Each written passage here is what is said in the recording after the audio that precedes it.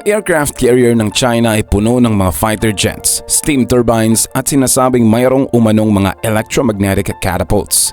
Nagpapakita ito ng pagiging moderno at may kakayahan ito na makipagsabayan sa mga high-end na sasakyang panghimpapawid ng military ng bansa.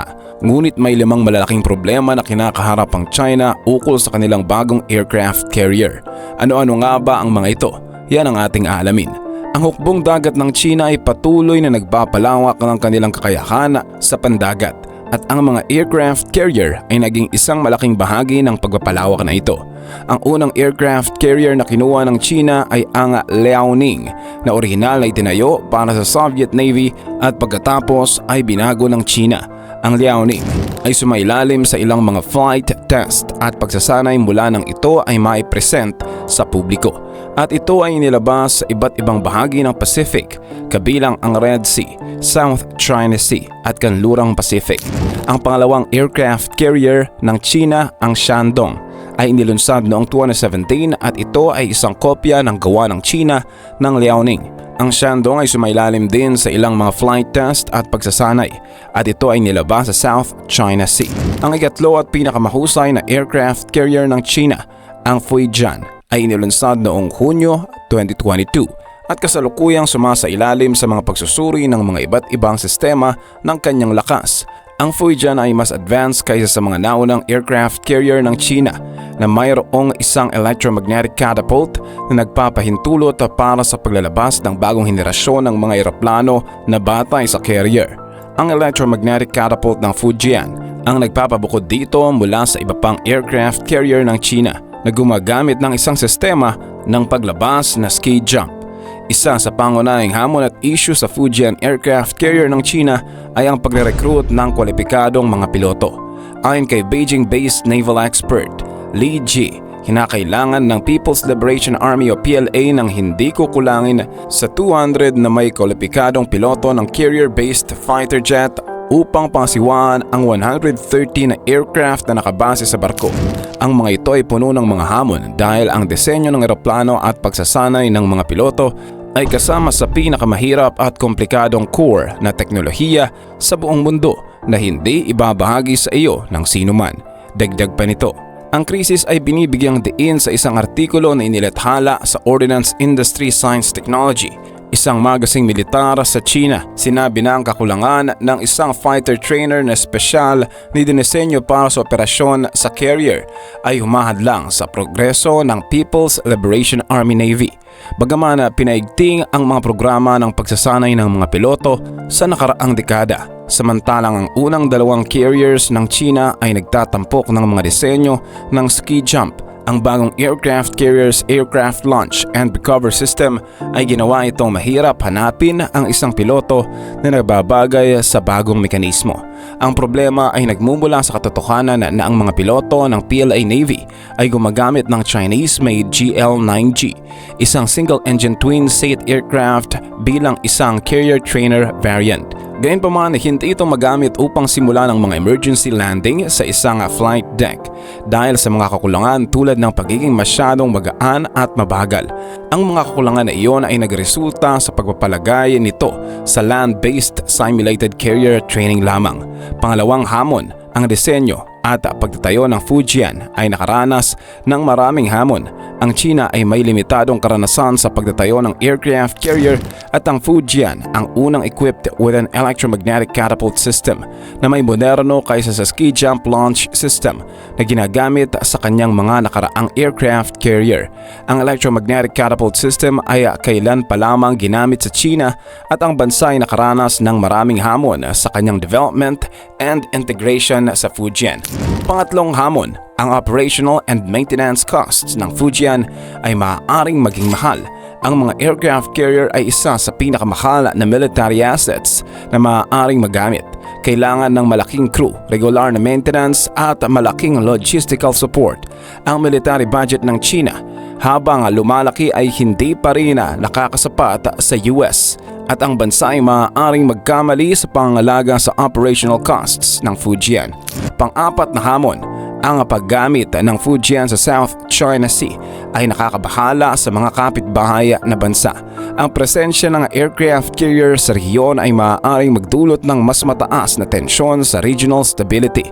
Ang mga advanced capabilities ng Fujian ay maaaring makabangga rin ang US's military dominance sa rehiyon, maaaring magdulot ng bagong arms race. Panglimang hamon, ang tagumpay ng Fujian ay nakasalalay sa kakayahan ng China na makapag-develop at makapag-deploy ng maaaring makapag-ambag na carrier-based aviation capabilities. Ang China ay may mga nakaraang problema sa kanyang carrier-based aircraft, ang J-15, at ang bansa ay patuloy na nag-aanda ng mas moderno na carrier-based fighter jet. Ang effectiveness ng Fujian bilang isang aircraft carrier ay limitado kung ang China ay hindi makapag-develop at makapag-deploy ng capable air wing. Gaano kahalaga sa mga Chino ang aircraft carrier? Ang aircraft carrier ng China ay isang mahalagang asset ng kanilang pambansang seguridad. Nagbibigay sa kanila ng kakayahan na mapanatili at ipagtanggol ang kanilang teritoryo at interes sa karagatan. Pati na rin ang pagtulong sa kanila na maging isang makabuluhan at kinikilalang pangunahing bansa sa larangan ng military sa rehiyon at sa buong mundo. Sa simula, ang tungkol dito ay tinago ng gobyerno at nakabalot ng lihim. Ngunit sa pagsasaalang-alang, ang mga unang palatandaan ng carrier ay lumitaw noong 2012 kung saan iniulat ang mga unang prototype sa Chinese media. Pagkalipas ng isang taon noong 2013, inihayag ni Chinese Rear Admiral Yin Xiao ang paglundang ng bansa sa mas makabagong teknolohiya at paggamit sa isang electromagnetic launch system. Ito ay isang advanced na sistema na nagbibigay daan sa mabilis at epektibong paglulunsad ng mga eroplano mula sa deck ng barko. Ang sistemang ito ng paglulunsad ng eroplano ay pinaka-aabangan at pinaka-kontrobersyal na upgrade para sa China na alam natin ay ang tungkol sa Fujian. Ano ang plano ng hukbong dagat ng China sa paggamit sa Fujian na hindi nila magagawa sa kanilang dalawang iba pang aircraft carrier? Ang layunin ng Fujian ay hindi lamang patungkol sa potensyal na pagsalakay sa Taiwan. Ito ay naglalayong palawakin ang saklaw ng China sa Indo-Pacific region. Lalo na't ang kanilang lumang aircraft carrier ay may limitadong saklaw ng mga 4,500 lamang na milya. Ang seguridad sa pandaigdigang daanan at ang kalayaan ng paglalayag sa karagatan ay nagiging isang malaking issue sa kasalukuyang panahon, lalo na't ang limitasyon nito ay halos pareho sa layo lamang ng kailangan para marating ang Strait of Malacca mula sa ilang home base ng mga port ng China. Ang Strait of Malacca ay isang mahina at makitid na daanan sa dagat kung saan dumadaan ang maraming inaangkat na langis at kalakal ng China. Ibig sabihin ay halos 70% ng kanilang langis ay $3.5 trillion ang halaga ng pandaigdigang kalakalan ay dumaraan sa maliit na daang tubig na ito. Kaya't ang Type 001 ay pangunahing lamang ginagamit para sa pagsasanay. Ngayon, ang kanilang Type 002 na aircraft carrier malamang na may maximum na saklaw na mga 9,800 miles, ngunit ang barko ay kulang sa mga modernong kakayahan sa paglulunsad ng eroplano na naglilimita sa kanilang kapangyarihang pandigma. Kung ating aakalain na ang bagong Fujian ay may maximum na saklaw na katulad ng Kitty Hawk carrier ng US Navy, maaari itong maglakbay ng 12,000 miles at 20 knots sa theoretical na usapan. Ang seguridad ng pandaigdigang mga daanan at ang pagtitiyak ng kalayaan ng paglalayag sa mga karagatan ay nananatiling isang malaking issue. Kaya't kahit na mayroon ng unang hakbang sa pagpapalakas ng Fujian Type 003, hindi pa rin ito ganap na handa para sa operasyon. Subalit sa kabila ng hamon, ang aircraft carrier na ito ay nagpapakita ng potensyal upang maging pangunahing puwersa sa karagatan. Panganib sa mga pandagatang daanan at ang alitan ng China at ng bansang Pilipinas. Hanggang sa ngayon, patuloy pa rin ang mga atake ng mga rebeldeng Houthi sa mga sibilyang barkong kargo sa Red Sea. Ito ay nagdudulot ng labis na panganib sa mga pandagatang daanan na nagpapalakas ng pangangailangan sa pangangalaga sa seguridad sa karagatan. Dahil dito ay nagpasya na ang 4 sa 5 pinakamalaking shipping companies na itigil ang paglalakbay dito dahil ito ay labis na mapanganib. Ang pangalagaan ng seguridad ng pandagatang mga daanan ay napakahalaga. Kaya't ano nga ba ang magiging kakayahan ng mga bagong aircraft carrier ng China tulad ng Fujian Type 003? Ang laki at kakayahan nito ay mahalaga na nakakaapekto sa dami ng kagamitan at maaari nitong dalhin, pati na rin ang bilis at kaligtasan sa paglalakbay nito. Ayon sa mga eksperto, ang Fujian ay maaaring magdala ng malaking bilang ng eroplano, pati na rin ang iba't ibang uri ng mga armas. Ito ay nagbibigay ng kakayahang magpatrolya at magpataw ng kapangyarihan sa malawak na saklaw. Ang Fujian, ang unang PLA carrier na sapat na laki upang magdala ng isang buong fleet ng mga eroplano na may ganitong kakayahan.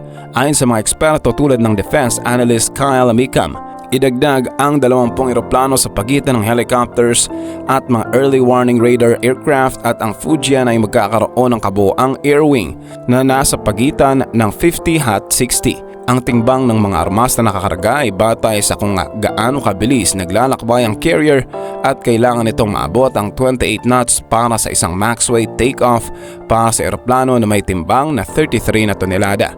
Ang makabagong mga barko ng China ay maaaring magkaroon ng malaking epekto sa pandaigdigang seguridad.